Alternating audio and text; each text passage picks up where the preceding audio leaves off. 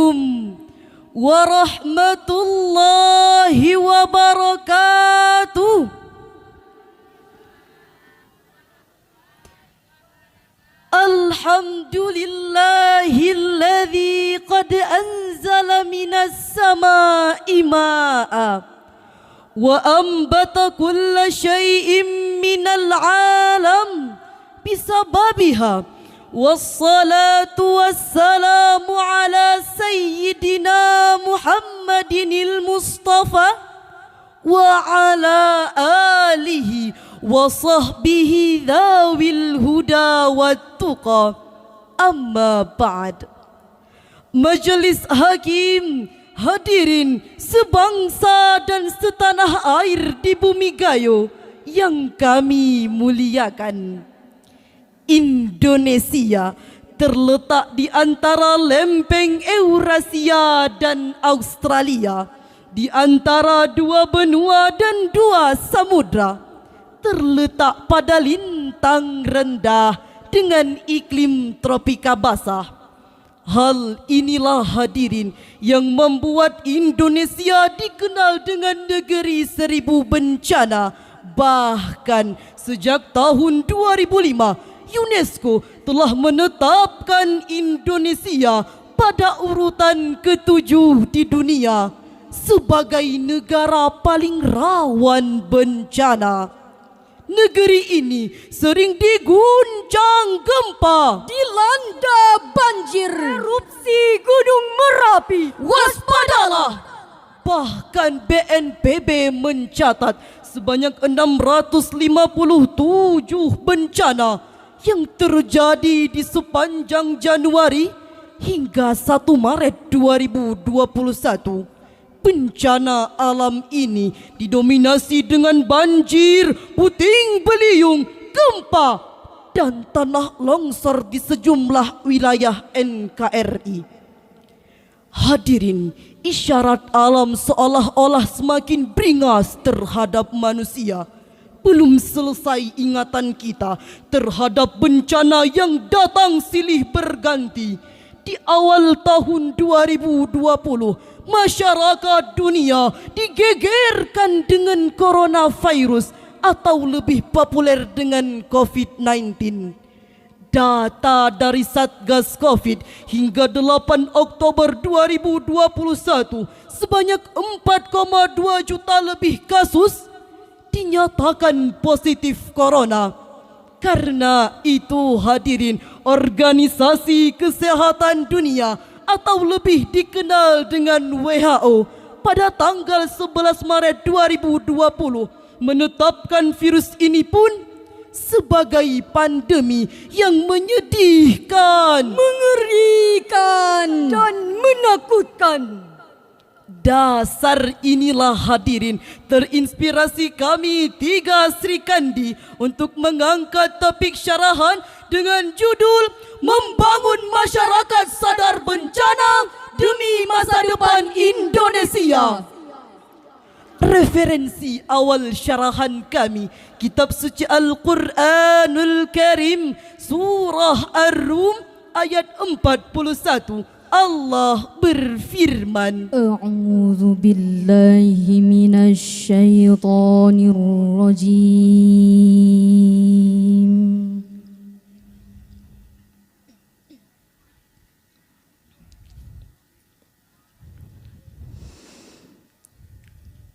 Bismillahirrahmanirrahim.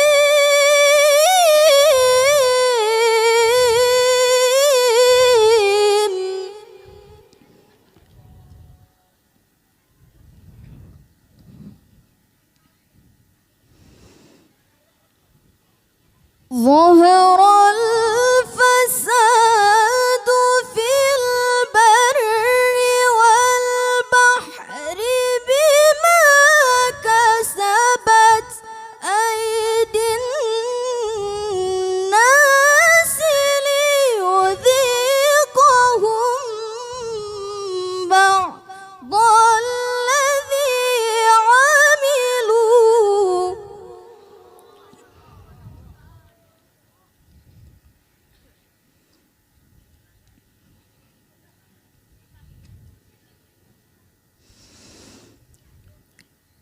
ليذيقهم بعض الذي عملوا لعلهم يرجعون. Aku berlindung kepada Allah dari godaan syaitan yang terkutuk dengan menyebut nama Allah yang Maha Pengasih, Maha Penyayang. Telah tampak kerusakan di darat dan di laut disebabkan karena perbuatan tangan manusia.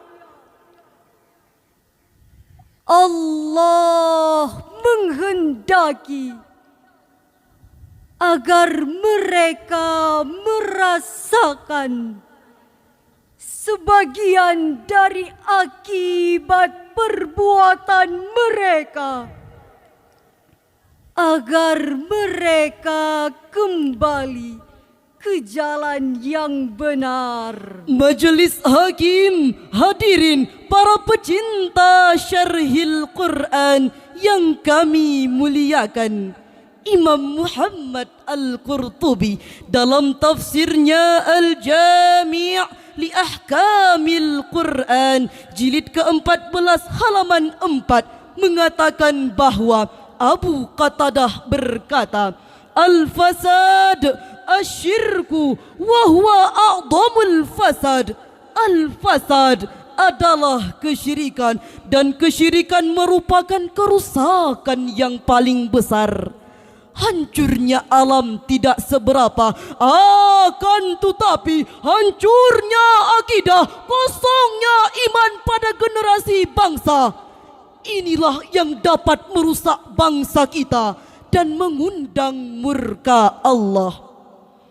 Adapun menurut Imam Mahmud Syukri Al-Alusi dalam tafsirnya Ruhul Ma'ani fi Tafsiril Quranil Karim jilid ke-21 halaman 47 menafsirkan bahwa kata al-fasad dengan arti kekeringan, kematian makhluk hidup, banyak terjadinya kebakaran lahan, serta banyak terjadinya bencana dan malapetaka, ketidakseimbangan, serta kekurangan manfaat, banyak ikan yang mati, hasil laut berkurang, daratan semakin panas, sehingga terjadi kemarau panjang. Alhasil, keseimbangan lingkungan menjadi kacau. Hadirin, secara eksplisit ayat ini menegaskan bahwa kerusakan di muka bumi disebabkan oleh tangan manusia.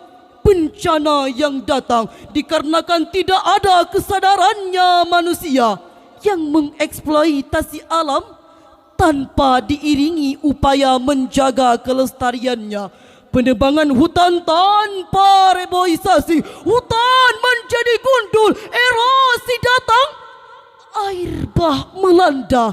Akhirnya ratusan manusia ditelan bumi tanpa permisi. Keangkuhan tangan-tangan manusia yang berlindung di balik sains dan teknologi telah mengikis habis keramahan alam. Sehingga yang tampak adalah krisis lingkungan, polusi dan malapetaka atomik, menipisnya lapisan ozon atmosfer, banjir yang menyebarkan wabah penyakit, erupsi gunung yang menelan korban jiwa, dan kebakaran hutan yang mengakibatkan kerugian ekonomi. Hadirin yang berbahagia, Profesor Dr. Yusuf Al-Qardawi menjelaskan setidaknya ada dua hal sebagai langkah solutif untuk membangun kesadaran masyarakat agar tidak semakin parah tingkat kerusakannya. pertama, memberi kesadaran kepada masyarakat akan pentingnya melestarikan lingkungan hidup. Kedua, mendidik generasi yang akan mewarisi lingkungan ini akan pentingnya melestarikan alam semesta. Seiring dengan itu hadirin, Rasulullah sallallahu alaihi wasallam bersabda yang diriwayatkan oleh Imam At-Tirmizi dalam kitabnya Sunan At-Tirmizi jilid keempat halaman 323 nomor hadis 324 dengan status hadis hasan dan sahih. Rasul bersabda, irhamu man fil ard yarhamkum man fis sama. Sayangi olehmu semua yang ada di bumi, niscaya kalian akan disayangi oleh semua yang ada di langit. Lalu, bagaimanakah sikap kita untuk menumbuhkan kesadaran masyarakat terhadap dampak bencana? Sebagai jawabannya, kita dengarkan firman Allah dalam surah Al-A'raf ayat 56. Allah berfirman, ولا تفسدوا في الأرض بعد إصلاحها وادعوه خوفا وطمعا.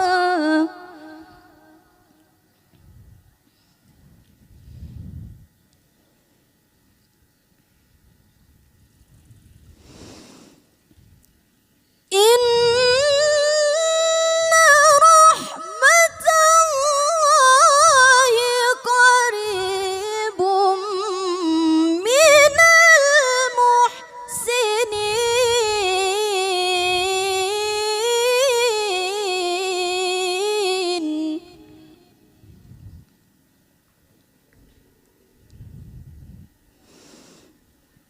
إن رحمة الله قريب من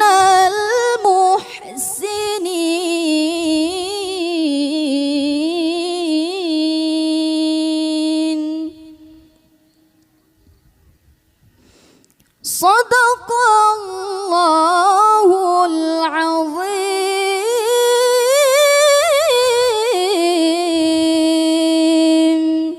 Dan janganlah kamu berbuat kerusakan di bumi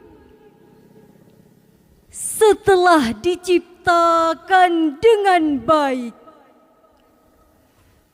Berdoalah kepadanya dengan rasa takut dan penuh harap.